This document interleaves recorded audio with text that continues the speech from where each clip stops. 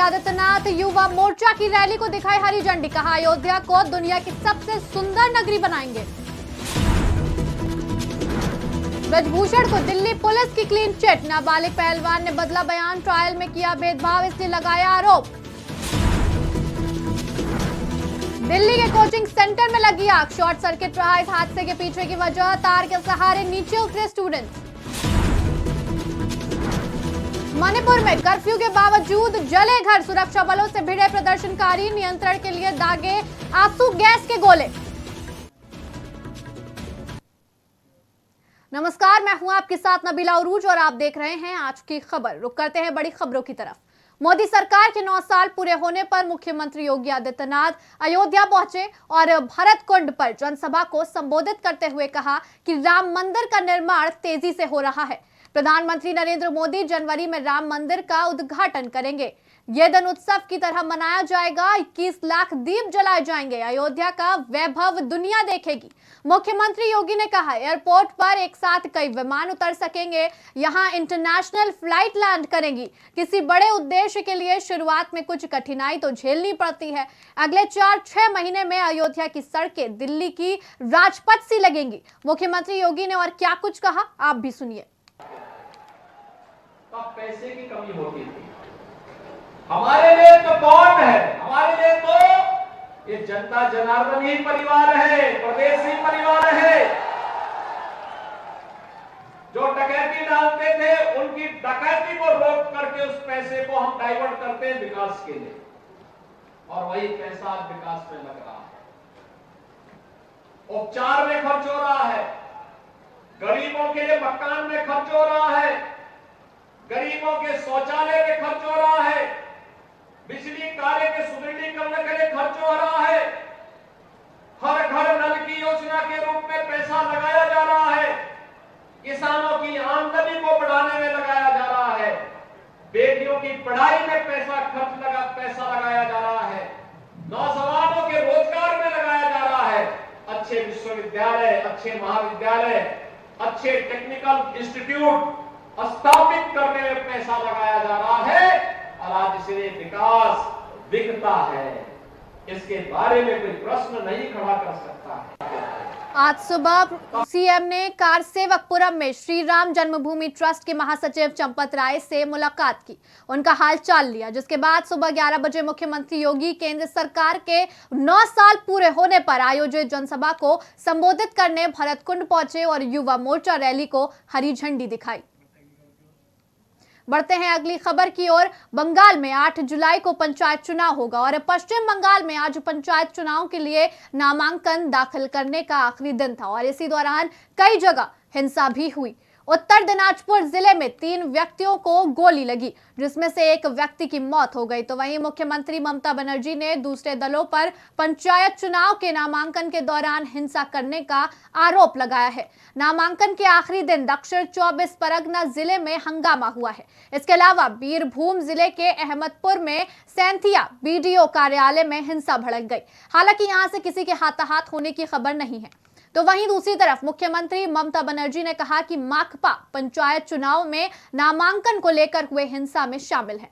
कुछ विपक्षी दल पंचायत चुनाव के नामांकन के दौरान गड़बड़ी पैदा करने की कोशिश कर रहे हैं। उन्होंने आगे कहा कि इस्लामपुर और अन्य जगह जो समस्या हुई उसमें हमारी पार्टी की कोई भागीदारी नहीं है। भारतीय कुश्ती संघ के पूर्व अध्यक्ष ब्रजभूषण सिंह के खिलाफ दिल्ली पुलिस ने गुरुवार को 2 अदालतों में चार्जशीट दाखिल की थी। एक चार्जशीट 6 पहलवानों के आरोपों पर दाखिल की, वहीं दूसरी एक नाबालिग के यौन शोषण के मामले में 550 पन्नों की क्लोजर रिपोर्ट दाखिल की और इस मामले में दिल्ली पुलिस ने अब ब्रजभूषण को क्लीन चिट दे दी है। नाबालिग पहलवान के केस में दिल्ली पुलिस ने कहा, जांच में यौन शोषण के कोई सबूत नहीं मिले हैं, इसलिए इस केस को बंद कर रहे हैं। तो वहीं दिल्ली पुलिस की अधिकारी सुमन नलवा ने बताया कि पॉक्सो मामले में शिकायतकर्ता यानी पीड़िता के पिता और स्वयं पीड़िता के बयानों के आधार पर मामले को रद्द करने के लिए कोर्ट से अपील की है। नाबालिग पहलवान ने ब्रजभूषण पर यौन शोषण के आरोप लगाए थे, लेकिन बाद में बयान बदल दिए। नाबालिग पहलवान ने कहा कि उसका यौन शोषण नहीं बल्कि ब्रजभूषण सिंह ने कुश्ती ट्रायल में भेदभाव किया था, इसलिए नाबालिग ने ब्रजभूषण पर इस तरह का आरोप लगाया। FIR on the complaint of rustlers who were alleging harassment against WFI president. In that case, today we have filed a charge sheet in the concerned court under section 354, 354A and D, and rest the court proceedings will start shortly. And there was another case under POXCO in which we have filed a cancellation report based on the statement given by the complainant, who was the father of the alleged victim, as well as on the statement of the victim itself. Delhi के मुखर्जी नगर इलाके की सांस्कृतिक coaching centre में short circuit के कारण आग लग गई। कोचिंग में मौजूद बच्चों में अफरा तफरी का माहौल बन गया। कुछ खिड़कियों से कूद के भागे तो कुछ ने बालकनी से कूदकर जान बचाई। इस हादसे का वीडियो सोशल मीडिया पर खूब वायरल हो रहा है। वीडियो में देखा जा सकता है कि छात्र तीसरी मंजिल से तार के सहारे लटक कर नीचे आए। हादसे में 4 स्टूडेंट्स घायल हुए हैं, जिन्हें इलाज के लिए अस्पताल में भर्ती कराया गया है।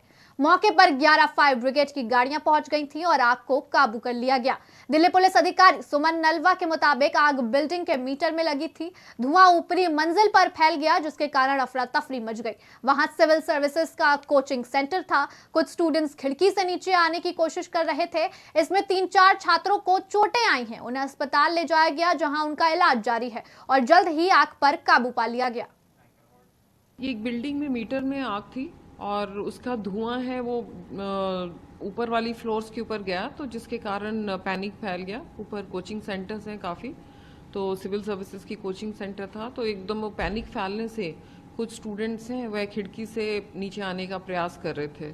तो इसमें 3-4 जो स्टूडेंट्स हैं उनको थोड़ी बहुत इंजरीज भी आई हैं और एम्बुलेंस उनको हॉस्पिटल ले गई है, लेकिन एज सच कोई जानी मानी नुकसान नहीं है। ये एक मणिपुर में हिंसा रुकने का नाम नहीं ले रही है और अब कर्फ्यू लगने के बावजूद भी मणिपुर में घर जलाए जा रहे हैं।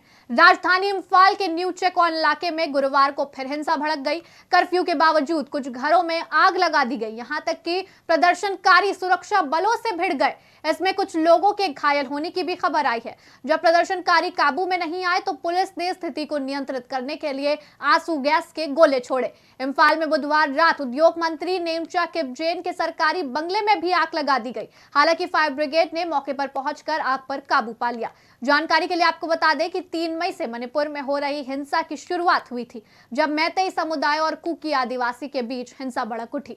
पिछले 1 महीने से अधिक समय से पूरे राज्य में हिंसा की स्थिति है और स्थिति को नियंत्रण में लाने के लिए केंद्र सरकार को अर्धसैनिक बलों को भी तैनात करना पड़ा। स्थिति को देखते हुए पूरे मणिपुर में इंटरनेट सेवाएं 3 मई से बंद कर दी गई थी और अभी तक बंद हैं, ताकि किसी तरह के हालात ना बिगड़े। फिलहाल इस बुलेटिन में इतना ही। देश और दुनिया की बड़ी खबरों के लिए बने रहिए आज की खबर के साथ।